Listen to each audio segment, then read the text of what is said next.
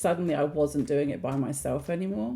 For all those years I'd done it sat in a room, and then I got this opportunity to meet amazing people who knew things and were experts and would get to know each other, and they'd happily help me with various things, or I'd know who to ask particular questions, and I guess my confidence built a bit and word got around, and I was able to build the business. One of my favourite things from our chat with Alex was how when she was talking about networking and how she did that for the growth of her business, but really it was much more about that supportive community and the sharing of troubles and learning and lessons and everything else. Can't wait to share the rest of Alex's chat with you today. If you want to know more about her, you can find out all about her in the description below. And before we get started, please do subscribe to our YouTube channel and our podcast. We would love it if you did that, as we would love to share way more of the tales and adventures from the digital circus life with you. Okay, let's get going. Alex, welcome along today. We can't wait to get started, but as always, we have to start at the very beginning. And the very beginning of every conversation on the digital circus life is, what are you trying to achieve right now? Whether it's business or life, but what are you trying to achieve? Okay.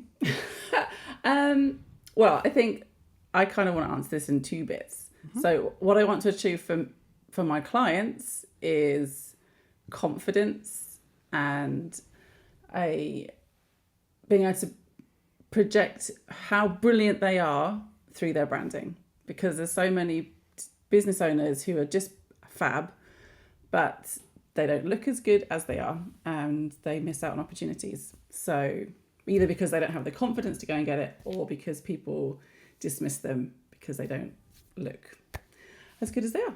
So that's my kind of what I'm trying to achieve for my clients. But I think what I'm trying to achieve for me is something that I can have for me when the kids leave home. I didn't initially start it for that reason, but I found that when I started my business, I then had my first child, and I kind of lost myself as a brand new mum. That's all I had. That's all I was. That's all I saw myself as.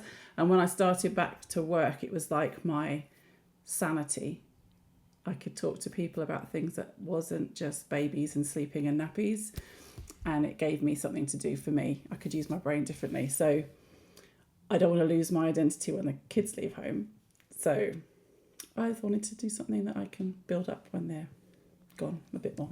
Absolutely. I totally 100% empathise with that, and that's such a strong thing, because again, you have 4 children, we have 3, and I do find that in that never-ending abyss of no sleep, doing stuff for other people, making sure everyone else is happy, making sure they get, even like in our pre-conversation before this interview, getting the kids ready for school, dealing with their concerns, all of that, you give so much of yourself that actually it is so easy to slip into that, but who am I? And trying to grasp onto that. And someone asked me the other day, what are your hobbies? And I went, I don't really know. So I can't answer that question either, honestly. Did you have hobbies before kids? Well, I think I must have had hobbies before kids, but I genuinely can't remember. It's so difficult. Your identity is so, you were born in this world by yourself, and you'll end in this world by yourself. But it's that, I know. How sad. I know, but it's like right. you start with your identity. So why is it that we feel that we lose it when you're just sharing the team of your family? It is tough. I remember really distinctly one day hanging out my laundry, and I was thinking about getting packed for a summer holiday. We were going away, no fancy. And I realised that everything I owned was black. Everything. And I kind of had a uniform when I was a designer back in working in agencies. It was typically, most people wore black. It's just kind of at least it was at the time. It's unofficial uniform. We all wore black. But I would always wear it with like a super fun, bright cardigan and matching tights, or something that was like just had a bit of personality. And I'd lost all of that. Everything I had was grey and black. And I think I felt like I was just kind of blending in, like go to the playground, blend in. I wasn't the mum that wanted to be seen in the morning. I just wanted to blend in. And I think that was a bit of a wake-up call as well. Like, where have I gone? And isn't that interesting when you, in the line of work that you do, your sole goal there is to make people show up and stand out and do the thing that, exactly what you're saying you're not doing for yourself, but you do that so well for your clients. Yes, I think it's that case of the builder's house is never built or finished or whatever, isn't it? It is very true, isn't it? But I think one of the bits you were talking about with the business goal for your clients and the passion, I think a lot of small business owners have that desire to kind of, well, especially people we talk to, have that desire, that passion to help others. And has that come from anything in your past, or is that just kind of something as you get older you go, do you know what, I just want to help other people? I don't know. I guess you start to see that you've got a skill set that someone else hasn't, and you want to help them fix that. Like, possibly some part of it sometimes is born of like, oh my goodness, that could be so much better. And as you get to know people, you think this person is just incredible at what they do. And then you see that disparity of like, but no one will know that. No one will believe them. And you can tell in themselves that they don't want to go out and talk about what they do because they're dressed in black and grey. They just want to hide, or because back in the old days when we used to network more. Back in the old days, she's only like 22. Back in the old days when we used to network more predominantly in person. Do you ever get that feeling sometimes when you hand out your business card and you kind of start to think, oh, please don't look at it. Like, just take the info, but don't look at my website. That awkward. That's the part I think that people get to in their business where they just need to step up and level up. And that's what I like to help people with. See that change in their confidence, their excitement for their business. I just did a little refresh for somebody recently. I hadn't changed the logo barely at all, but we kind of played with the colour palettes and things. And she said, oh, you've helped me fall back in love with my logo. And that's what we need, isn't it? We need to be in love with our businesses, so we want to shout about it. And then that takes away some of that nervousness to put yourself out there. It really does. And I find that really funny, but I think it's funny how easy you can fall out of love with your business, but how simply you can fall back in love with it. Yeah. And I think, authenticity, the buzzwords, being authentic and all that, they are all so key. But that doesn't mean it's the I's still need to be dotted and the T's still need, I can't even talk properly. The T's still need to be crossed. And you find that kind of, there is quite a fine line between authenticity and actually just naff at times. It is tricky getting that balance right. So hold on, right? So this is me. Emily and I have been talking about this recently. I like to delve back to the start. I want to know why you're doing what you're doing now. That's the bit that really gets me. Okay. And Emily's not more interested. We just find naturally we ask the questions around what's going on now. So I need to go back to the very, very beginning. Have you always wanted to be a graphic designer? Yes and no. I always get a bit jealous of people that I meet in networking and stuff that have like got this amazing journey where they used to do something one way and they've completely changed their journey. But yes, I pretty much have. I've always loved art. My mum and dad would make posters for things back in the day when they'd have like one of those like drawing board things with like the movie up, you down. My dad was a mechanical engineer, so we always had like this big drawing board in the house, and he'd be plotting things out and stuff. And I like to make, forms to fill in for fun and things like that, posters and what have you. And then I guess I spent a lot of time with my dad. I was always a bit of a daddy's girl. I'd pull apart an engine or change some brakes or something like that with him, build something in the house. So I love to problem solve and create things. And I wasn't too bad at drawing, so I kind of just did the GCSE art, GCSE A level.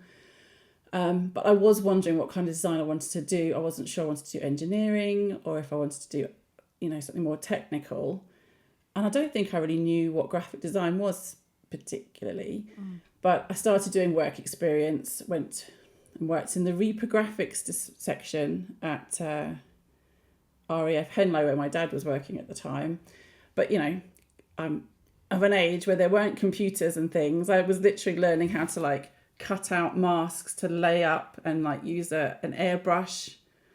And we even got like it wasn't just a one that you blew. I actually had like a one with had a pump and everything. Wow. It was very cool. And we were cutting out things to stick for mock-ups. Real old school stuff. But But I loved all of that. I did a bit of work experience at a product design company, and they had one computer in the office. The rest was all done by hand with those gorgeous marker pens and stuff. I just fell in love with that whole process. And so I ended up doing A-level art, physics and maths because I didn't know what kind of design I wanted to do. I was like, do I need the technical stuff or do I just need the pretty stuff? Smart. And then I managed to get myself a place at Southampton Institute, which it was at the time, to do a graphic design degree. And that's kind of how it started. And then I've never stopped doing it, really. And have you always worked for yourself? No, that happened by mistake. Oh, Now we need to know. I was really happy working in design agencies. I got my first job out of uni working for a company in Kentish Town. It was a mixed agency, so they had architects and interior designers as well, and it was retail based. So we worked for the Safeway supermarket before they sold up, and restaurants and things like that in London. So I was dealing with brands from the beginning in all sorts of forms, and working with signage and all, ticket edge stripping up to the massive great big signage outside and around the stores, and customer cafes and things. And then I moved to another agency, and then I decided to work for a printer for a while because it's not something you're taught at uni. Like it's your opportunity to be creative without the restraints of clients, actually, it seems.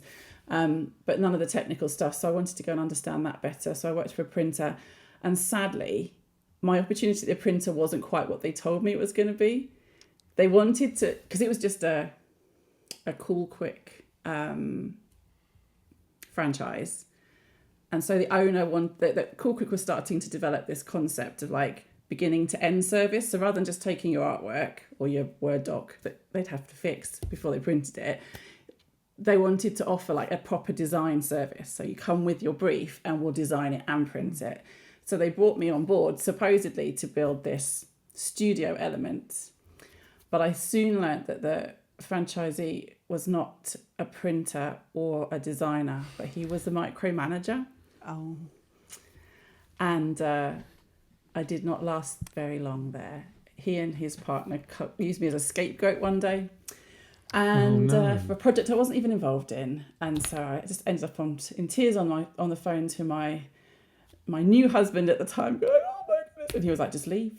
And I was like, "Oh, I can't do that. I don't walk out on things." He was like, "No, just leave. Pack up tonight and come home. We'll send an email." And I was like, "Oh, can you do that?"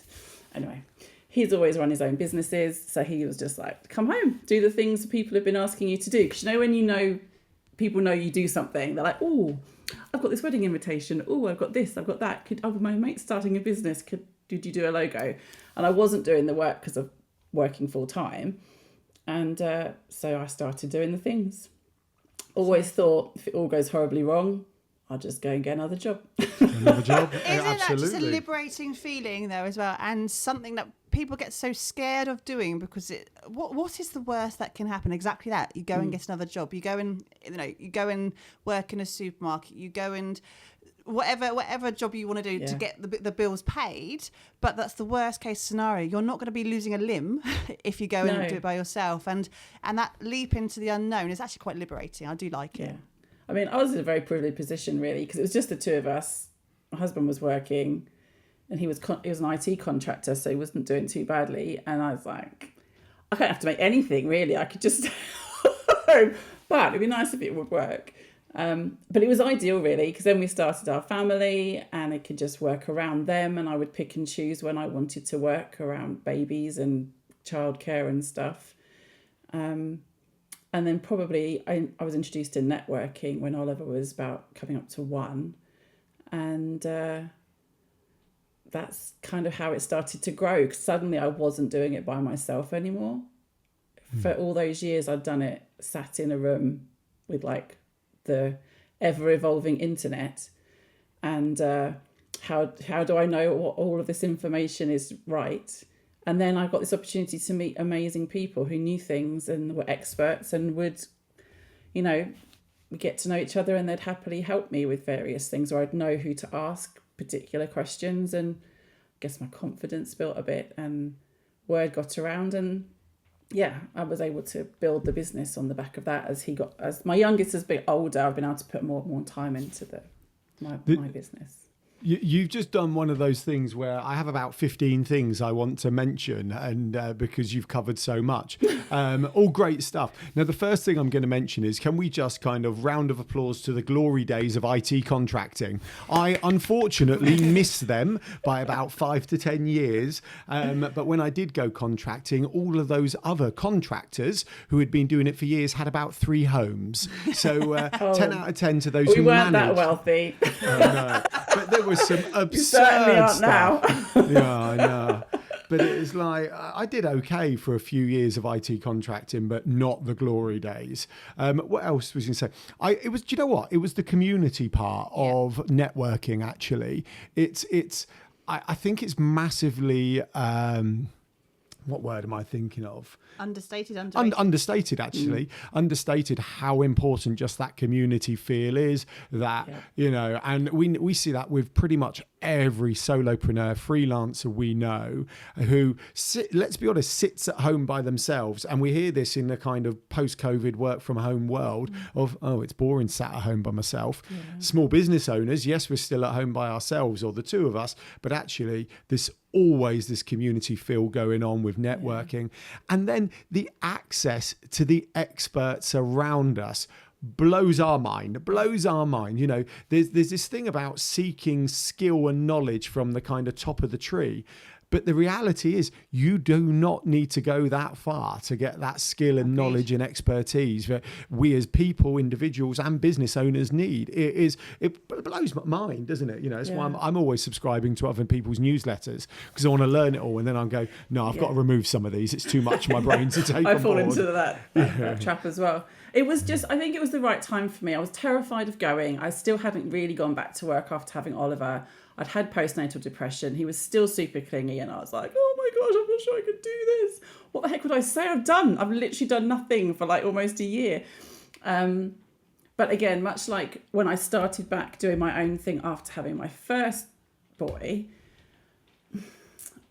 it gave me something else to do. Like every month I had to go and tell people I'd done something or talk about work. And I could have a time where I was talking about grown-up professional things, and it wasn't just another baby group or things that at that time were really stressful for me anyway. So it was really good break for me, a proper reset once a month to go away, feel a bit excited. We'd always have a business chat around the table talking about things, and that was really valuable because of the way they ran the group. We'd talk about a common business problem, challenge. And it was quite eye-opening again, I think, because I'd sat by myself for so long thinking I was the only one that obviously couldn't figure this out. Every person around that table, no matter what industry they were from, would have had the same problem at some point, and they'd either fixed it and they were sharing their fix, or they were struggling with it as well. And I was like, oh my goodness, this is so... I just needed it. It was really good for me on a professional and a personal level, I think, at that point. And I've never really looked back. No. I think... But I never knew about it till someone invited me. Yeah. I think there's a lot of people don't know it's a thing. It's a strange and wonderful experience, actually, networking. And what you've just said there, and I'm talking from a mum's perspective myself as well. I was never that mum back in the early days of wanting to go to every single baby group. I never wanted to be friends by association purely because I had children the same age as our youngest at the time, and we had to go and talk. And talking nappies is not something that actually filled my cup. It was a practicality of life, right? But it's a really... But we did dabble with rewashables, and that was a nightmare. You had to look at the poo twice, and it was just too much for me. I thought about it for about Emily. Probably 3 out of the 4 children, and never quite embraced it. No, we tried. Because, we're realists. It's just your first child. You try to do everything perfectly. By the third one, we're like, oh yeah, whatever. Stuff that. But my point is actually, so we were in the thick of our first business when we had our children as well, and for me, I didn't really have a maternity leave, so to speak, because I was just too busy getting on with things as well. And, with Lydia Rose, bless her, I had her strapped to my back in an event field like about 2 weeks after she was born because we had no other choice in doing it. But it was exactly what you said in terms of network there. It was surrounding yourself with the people who get it. that was actually the saviour for us. And especially working in the events industry, we had so many other people in their various sort of supplier sort of fields who we saw on a regular basis. And it was actually just really nice to see other faces outside of our family unit, outside of the music bugs kind of space of like, oh my God, here we go again, because it just doesn't. But I think wind the bobbin back, I hated that. Honestly, I still know it. I hated it. But it's totally okay, isn't it, to like want other things for yourself that without feeling that, I suppose, that feeling of mummy guilt that you're kind of programmed to go, but this is what I should be doing right now. This is what I should be talking about. But when you're driven because you've got your business and you want to talk about something other than that because it is just mind-numbingly like not boring, just depressing. To then find a space where, and the great thing with networking, isn't it, is that you can have people with completely different disciplines. You know, you have accountants and lawyers and brand designers and event specialists and musicians, but what you've said there, your commonality are those same pain points that we all go through, and no one else outside of that kind of entrepreneurial world would ever truly really appreciate, because they're not going through it. Do you not find, I've just thought of this and I feel the need to share. Do you not think like networking is like a cultural experience, okay? So hear me out. So you're in your life, your little bubble, your business, your home, your street, you know, down to school or whatever you're doing. And you know, we like to go on holiday hopefully to experience new things, new cultures and everything else.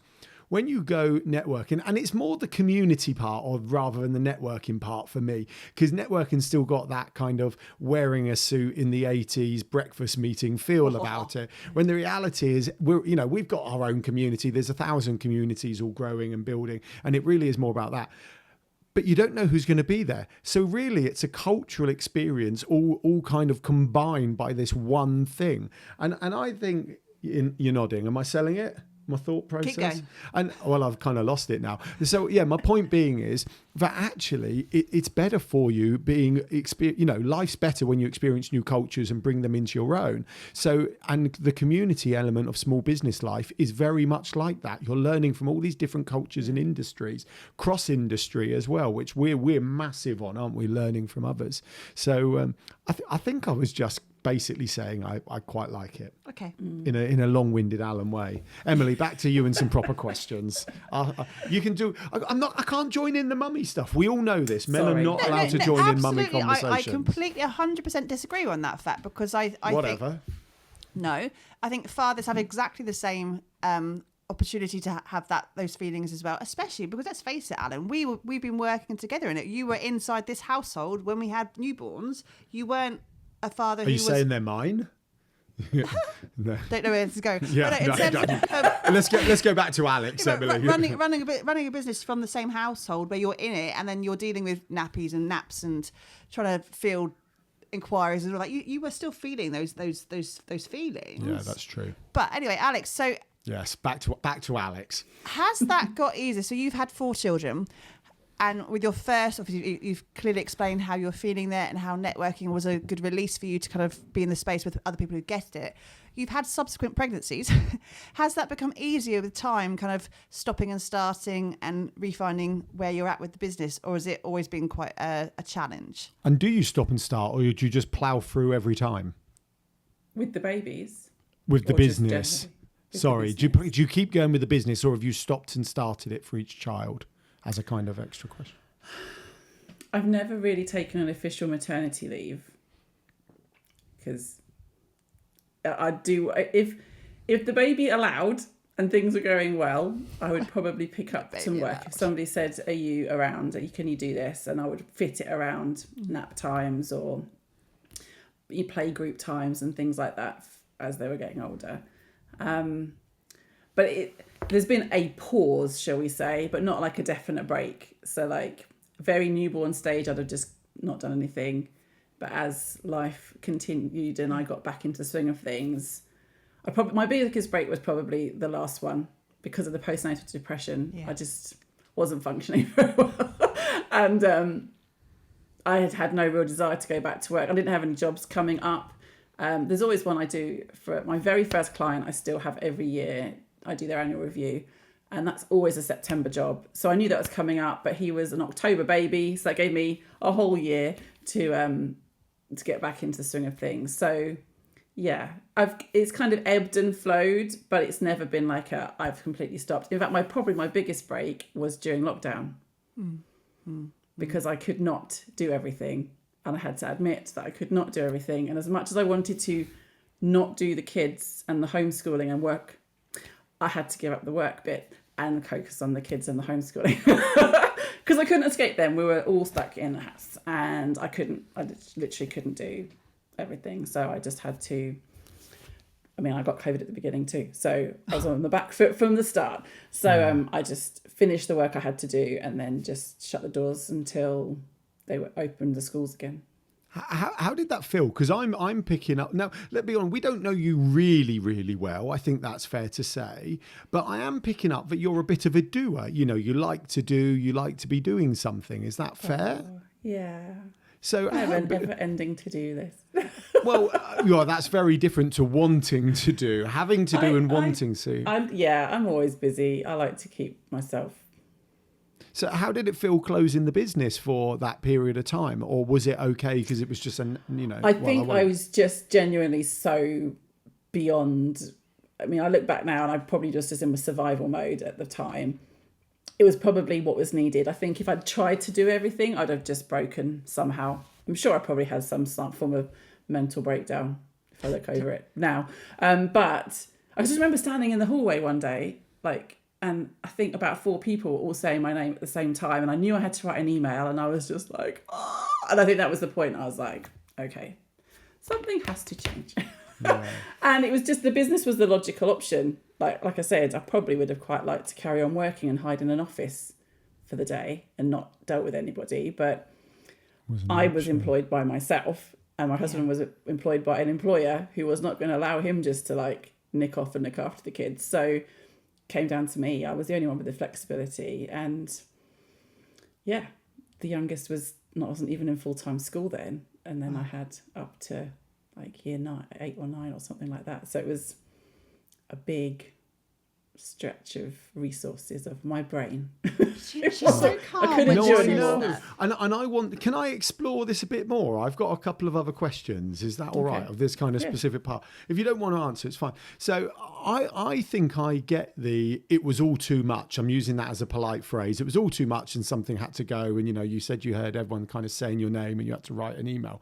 But I kind of have this theory that when you're a doer, and something like that happens, you recognize that happens, but fundamentally you've still got stuff to do. So you just keep going, well, I haven't got time for that, so I'm just going to have to keep going.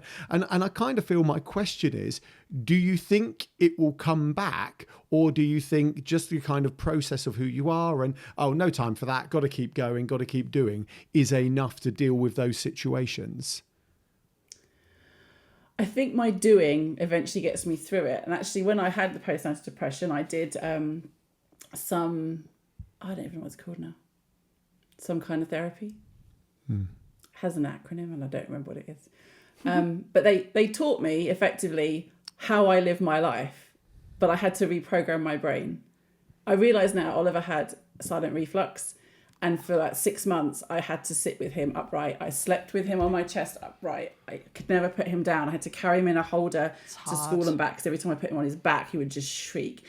And so now I can tell you I did not figure it out at the time, and that just spiraled me down, because I think I couldn't keep the house clean. I couldn't get up and do things. I couldn't just do the basic stuff. Couldn't lie down and have a nap. I would sleep with him because he was asleep, and I'd be like, right, I'm so sorry, I'm just going to fall asleep with him on my chest. Not that I'd ever do that, because apparently that's dangerous. But I did it. It's all right. Survival mode. But I couldn't do what I normally do, and I wasn't doing, and I just went because I wasn't doing. And I think probably just keep doing, just keep swimming, keeps me going until I'm over it. If I stop, I don't know what would happen. I've never done it. I don't think I want to find out. No, I agree. I think if I'm sure there may be some experts listening. Feel free to share thoughts in the comments. I have a similar thought process to you, Alex. It's really difficult because I feel a lot of connections here with what you're saying and things that we've gone through as well. Is when someone says, give yourself some time for some self-care, go and find yourself some time. I was like, when the hell? When Ain't got the time hell? for that. That's great Yeah. to know. And that's all wonderful in your self-help book or your expert opinion. But actually, the act of not doing sometimes, because you should give yourself that time to breathe or whatever, is more stressful because then you're losing that little bit of control sometimes, if that makes sense. Yeah. Kind of Or you're losing time that you've got to do stuff in. In fact, actually, my favourite day of the week is Wednesdays and Thursdays because my husband is out at the office. Because I'm working, but I have no one around. no distractions. And I love a day where everyone goes out of the house because I can get on without interruption. I can follow a whole job from beginning to end without being stopped 100 bazillion times and going off on a tangent. And that to me is self-care because actually things move smoother. I can put things in place so that everything's in the right place when anyone asks. And I'm not living in a disaster zone. I mean, currently we have a bit of a Halloween hangover in my front room. But Don't. We've literally just before this, we cleaned the front room because we were fed up with all the sweet wrappers everywhere and parts of costumes and everything else. yeah, So I've we got are with you. costumes, taken down decorations, a box half open for me to put it away, all that. But if I can just crack on and tidy up and keep things moving, I'm actually in my element. I quite like that. But it's when I'm interrupted that it bothers me. And then it stops me from doing things. And I think that probably, it's always the doing. Like if I'm busy, I mean, I am super productive when I've got 100 things to do. In fact, when I don't have 100 things to do, those 3 things I probably should do will never happen until I get busy again. It's one of those things, isn't it? No, totally agree with all of that. 150,000%. I'm with you on that. And again, I always think I'm a bit of a sprint finisher as well. The whole marathon versus sprint. I'm like, no, if I've got deadlines and I've got lots to do, I'll get that stuff done because there's more of a that time pressure of doing it, and that's kind of like what motivates me more than having all the time in the world for one thing. Absolutely, a bit like you. It's no, not happening. Can I ask you a question? No, we don't normally look in this direction. Okay. We want to look forward because one of the things Alex said was about wanting this for when she's out of the deep kids zone. So I just wondered, Alex, what does that look like? What does the business look like when you're out? Because I understand the identity part and the conversation part, but I just wondered if the business looks any different.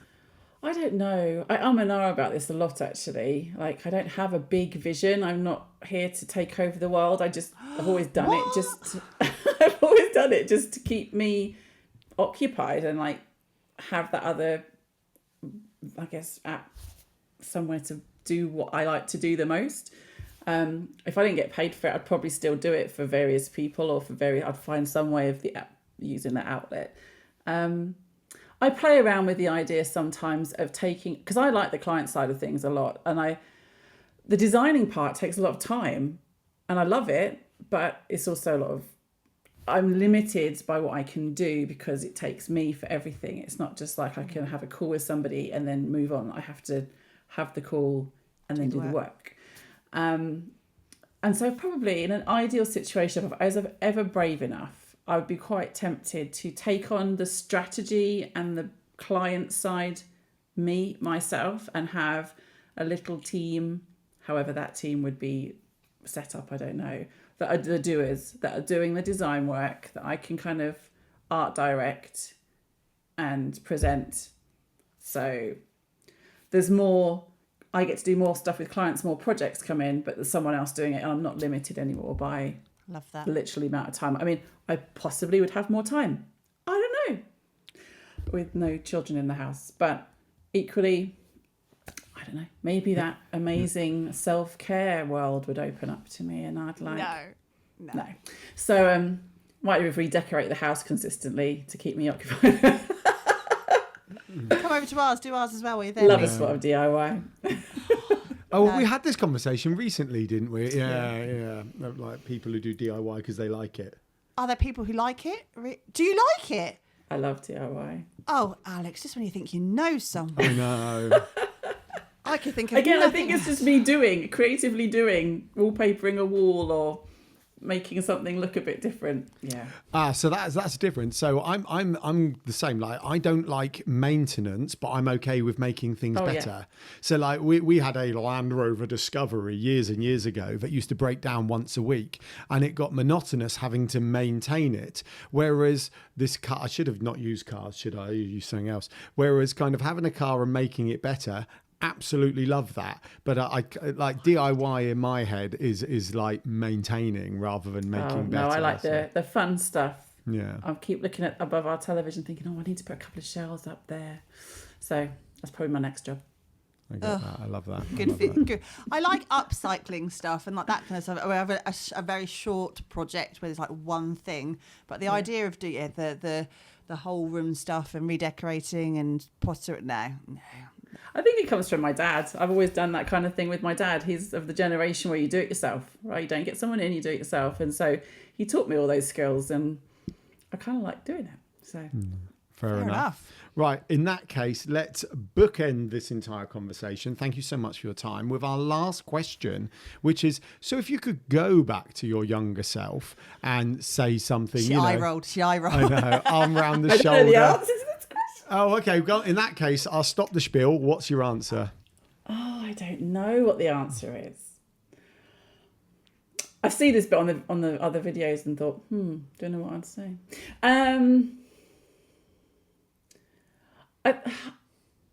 I don't know.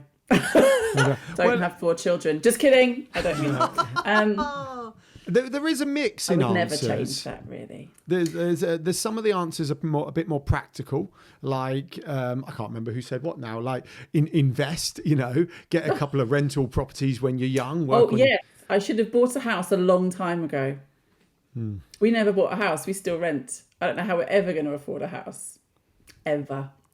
Especially for 6 people. We'll have to wait till the kids all leave home. We'll buy ourselves a small 2-bedroom place.